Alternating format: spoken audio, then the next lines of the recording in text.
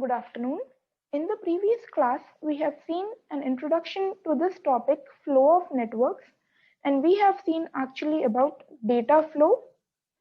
And data flow is of three types. So the first one is simplex, then we have half duplex, and then the last one is duplex, or you can even call it full duplex. So we have seen how the data flows from one device to another device and what are the different ways to transmit the data, that is the different data flows.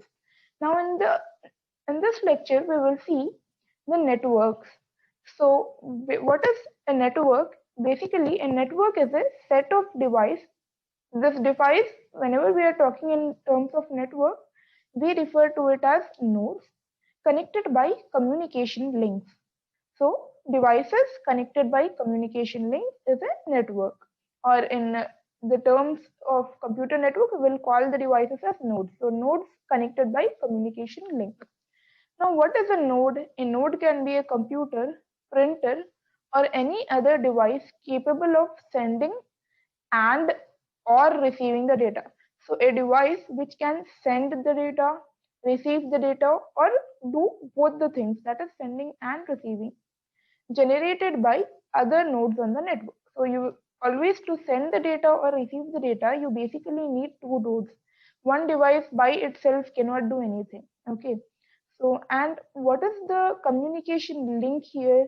A link can be cable, air, optical fiber, or any medium which can transport a signal carrying information. Okay. So we have cables, or we can have optical fiber, or these days we even have wireless networks. Okay. Now the next thing is, what is the criteria? What is the criteria for a network? So a network should have some kind of criteria, right? Some kind of rules and regulations. So the most important of these network criteria are performance, reliability, and security. Okay, so these three are the important ones: performance, reliability, and security. Now, what is the performance? Performance of a network. Performance is basically how good or how bad a network is. So performance can be measured in many ways. So one is the transit time. Transit time is basically the time taken for data to travel. That is the transit time. So performance can be measured in two ways. One is the transit time and the other is the response time. So this is the time taken for transportation in simpler terms. And the response time is actually the other device. Whenever we are talking about a network, uh, if device 1 is sending data to device 2, then device 2 usually sends a response back, that whenever it has received, it will say that yes, I have received the data. So that is the response time. So performance depends on transit time and response time. And transit time, as I said, is the amount of time required for a message or data to travel from one device to another. And the response time is the time between the sending of the data and the response that you get back. Now, the performance of a network depends on number of factors. So you have like number of users. So on a network, if you have multiple users, it may take more amount of time. Or the transmission medium. So cable is generally considered as slower, optical fiber is fast, and then wireless is even faster. That is the type of transmission medium. So let me just mention it over here. So first one, performance depends upon the number of users. The transmission medium,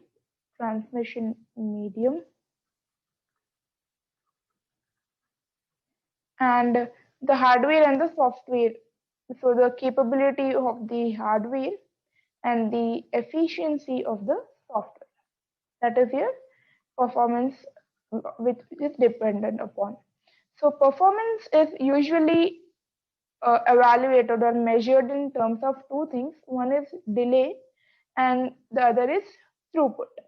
So throughput throughput is basically how much data we can send on the network, and delay is basically what kind of delay. If you're getting more delay, then obviously it is not performing well.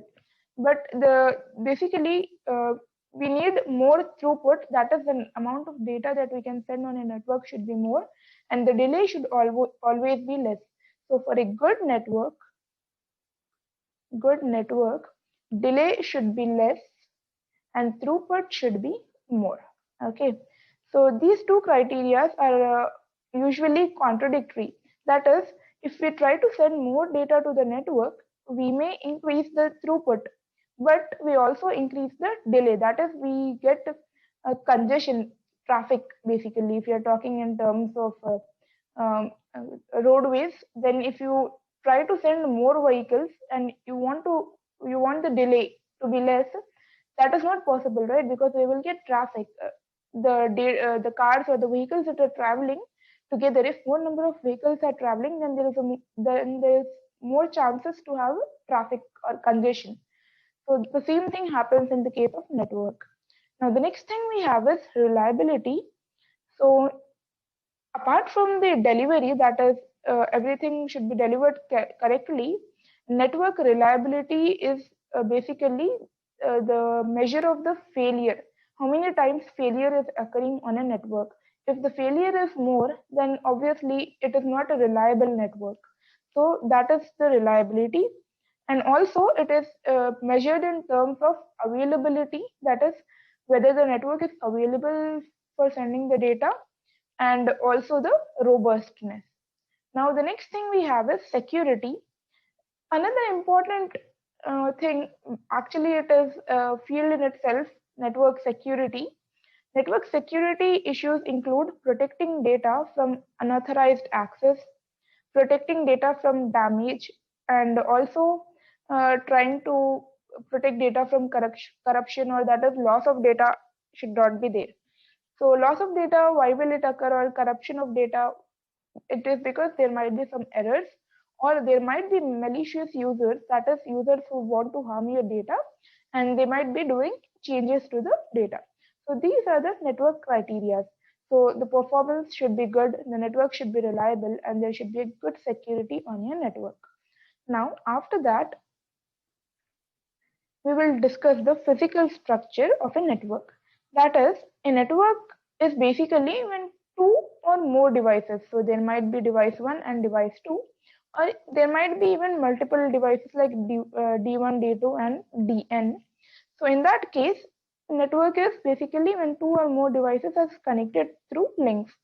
Now, a link, what is a link? What is this link? It is a communication pathway. That is, it is a means of transportation, right? That transfers data from one device to another. And for understanding purposes, we can imagine any link as a line. So in general, whenever we are talking in computer networks, we will always imagine the link as a line drawn between 2 points. So these 2 points are devices, or as I said, we call them as nodes. And for communication to occur, two nodes must be connected in some way to the same link at the same time. There are different types of connections that we can have between devices. One is point to point. So these are the types of connection that we can have between two devices. The first one is point to point connection. So a point to point connection provides a dedicated link between two devices. That is, we will have link between two devices, and we will have a single link between two devices. And the entire capacity, that is, this entire link, is reserved for the transmission between these two devices. So no other device can interfere whenever transmission is being done on this link. That is, this link is specifically for the purpose of transmission or communication between D1 and D2. Now, most point-to-point connection are an actual length of wire. So whenever you are talking about point-to-point connection, we generally have a wire or a cable to connect the two ends. But apart from that, we even have these satellite links are also possible. Okay, so this is the point-to-point. Point-to-point, in simple terms, for just understanding purposes, we can have, suppose you are connecting your laptop to your phone by an USB, then it can be understood as a point-to-point connection. That is, the wire, the USB wire is simply reserved to transfer data from your phone to the laptop and from the laptop to the phone, and there is no third device can interfere between the transmission of data between these two. Now the next is multi-point, or it is also called as, I'll just mention it here, multi-drop.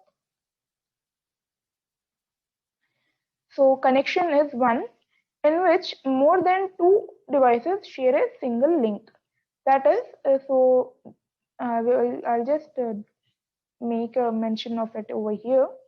So suppose if you have a device 1 and there is a link, so from device 1 we have a link, and then we have a device 2 over here, then device 3, then we have device 4, etc. So we have multiple devices on a single link.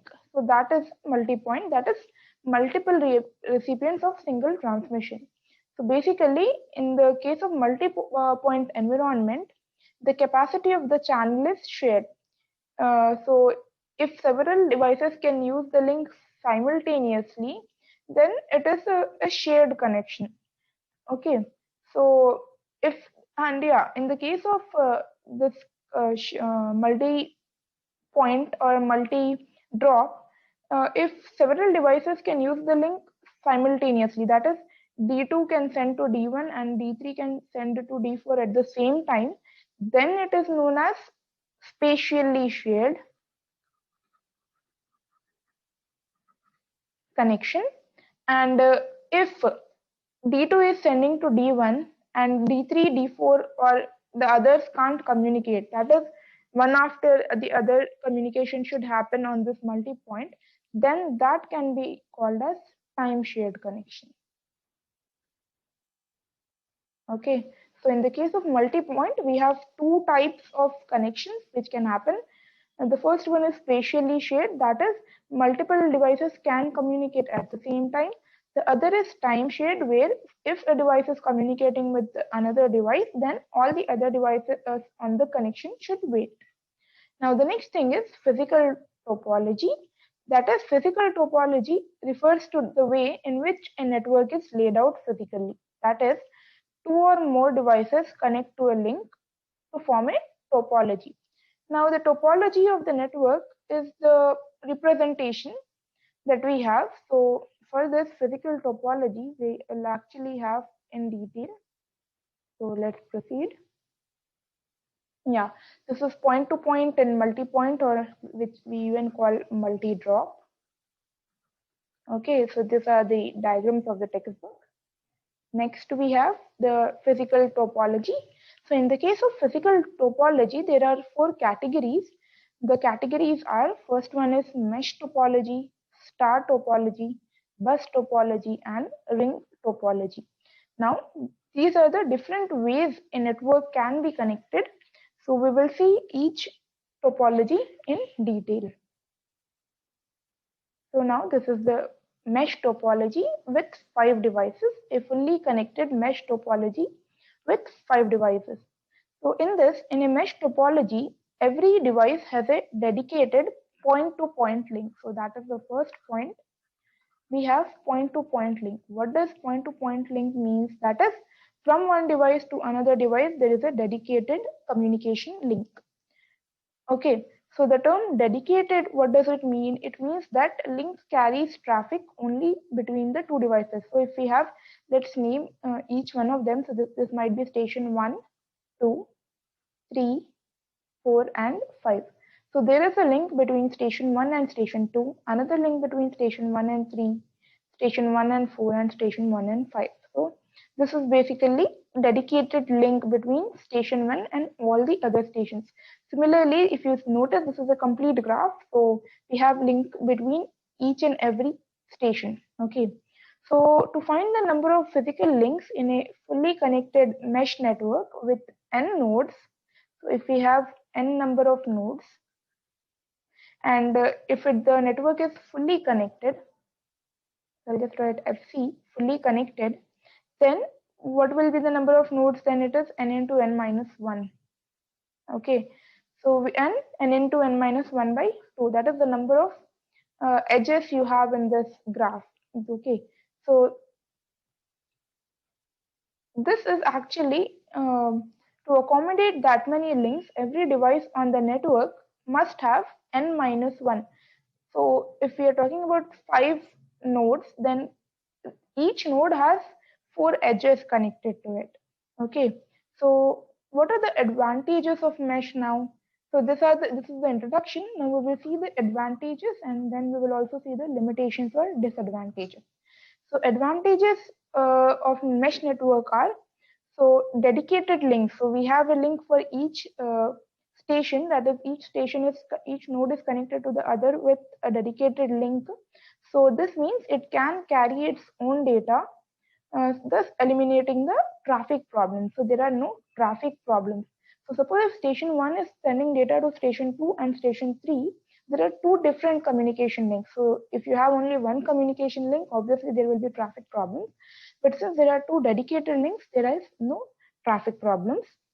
And then the next thing is multiple devices. So as I said, if we have only one link, so suppose if station 1 was connected with only one link to all the other 4 devices, it will create traffic.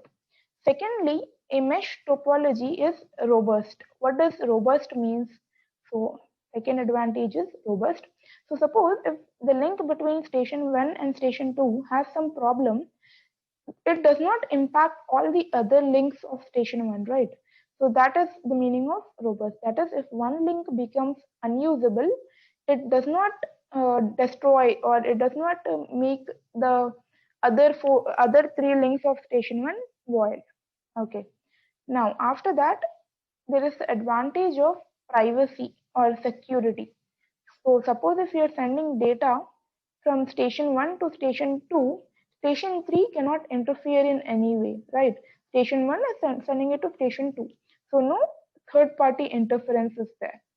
Now, when every message travels along a dedicated line, only the receiver will see it. No other person can come in between. Now, the final thing is, suppose we have this point to point connection, the fault identification becomes easy. So that is your fourth advantage. Fault identification, what does that mean? Fault identification basically means that if suppose one of these lines, as I said, if the connection between station 1 and station 2 has got a problem, then what will happen is, if we want to identify, then we can easily identify that. So those are the advantages. Now, what is the disadvantage? Disadvantage is the amount of cables or the amount of wires you require for a mesh topology. Okay, so that is the first disadvantage. Again, we will just mention all of them point wise. So the amount of cables, or basically you can call it as infrastructure required. Okay, so that is the first disadvantage. Now, apart from that, every device must be connected to every other device. So installation and reconnections are difficult. Now, the second disadvantage is the amount of wiring is also a problem, right? Amount of cables, but the physical space. So if you have so many wires, then accommodating those number of wires can also be a problem. If you are even having it on walls or ceilings or on the floors, the physical space is a problem. So not physical wires, actually physical space. Now the next thing is hardware required to connect. Each link can be expensive. That is, suppose if station 1 is, so instead of 5, suppose if we have 100 stations or 100 devices, then in that case we need 99 ports on station 1, right? So the amount of hardware required is very expensive and also not feasible. So that is the disadvantage. So example of mesh topology actually is the connection of telephones in the earlier times. So that was an example of mesh topology. Now, next moving on to the next kind of topology, which is star topology.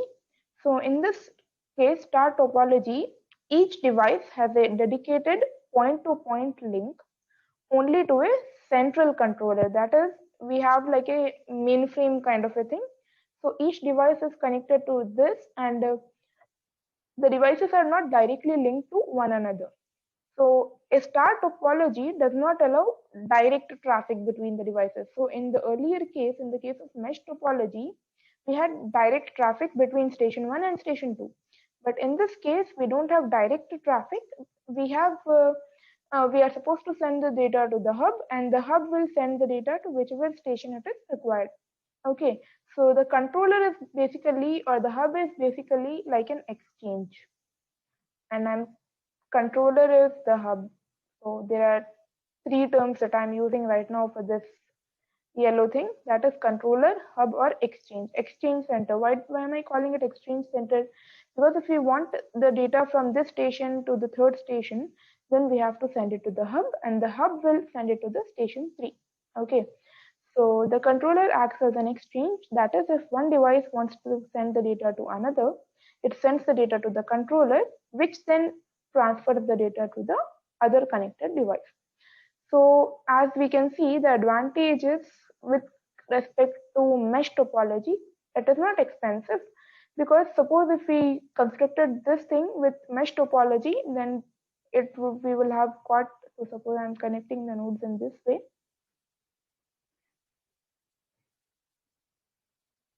So this is the mesh topology. So we have total 6 cables or 6 wires required, and in the case of hub, we have only 4. So in the star topology, each device needs only one link, and so there is also that thing that we only have one port. We don't need 3 other ports. We only have one port. So this is actually easy to install and reconfigure. The first is less expensive. Then the second is easy to install, and so the third will be obviously physical space required will be less. So this way you can remember the advantages, compare it to the other topology, and you will get a list of points. Now another advantage will be the robustness. If one link fails, only that is affected. It is similar to mesh topology. All the other links will remain active, and this will obviously lead to easy fault identification. And as long as this exchange or the controller is working, it can be used to monitor the link problems. Now, what is the disadvantages of star topology? There is one main disadvantage, that the entire topology is dependent on the hub.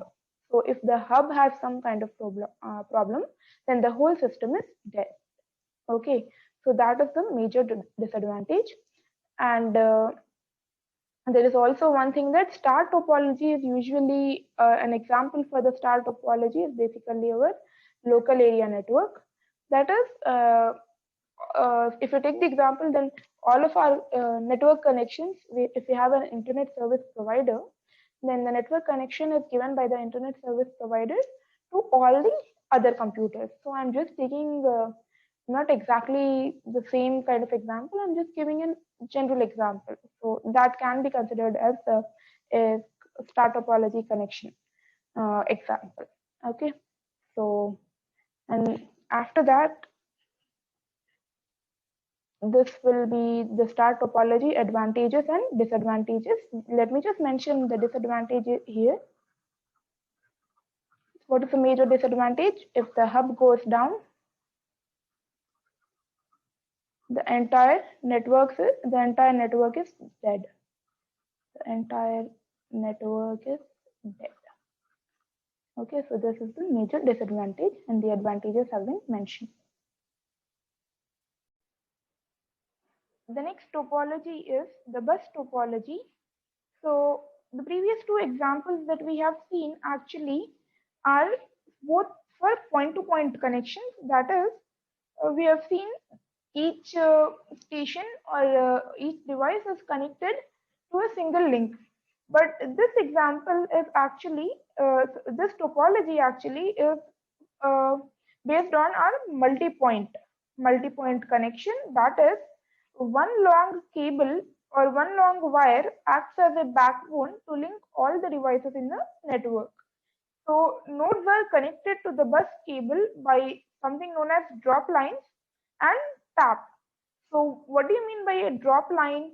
A drop line is also a connection running between the device and the main cable. So it connects the device and the main cable. And what is a tap? A tap is a connector. So a tap is a connector that either divides the main cable, or what it does is it punctures the cable to create a contact with the device. So as the signal travels along this cable, some of its energy is transformed and this connection becomes weaker and weaker as it travels farther. Okay. For this reason, there is a limit on the number of taps a bus topology can support. Okay. And also the distance between these taps. So initially the connection will be strong. For the next, it will be a little bit less stronger and it will keep on decreasing till the end. So what are the advantages of bus topology?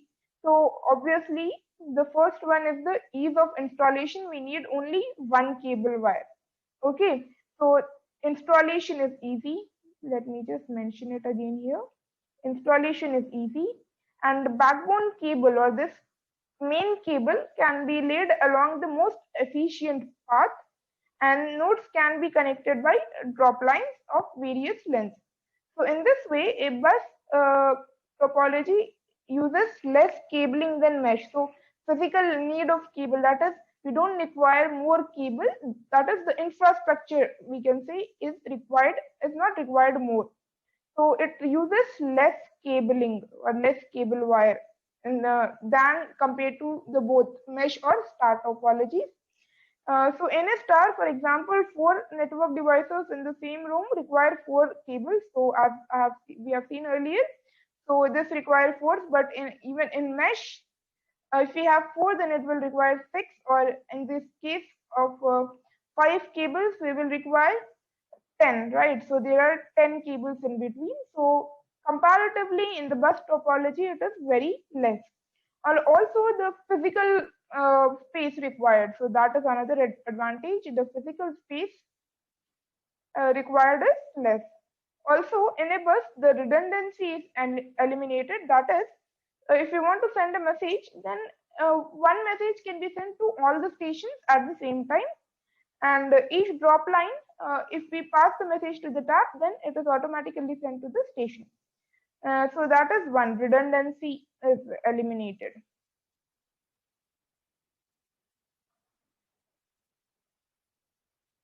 Now, what are the disadvantages? So disadvantages, the first one will be, so I'll just write disadvantage. So the first one will be difficult reconnection.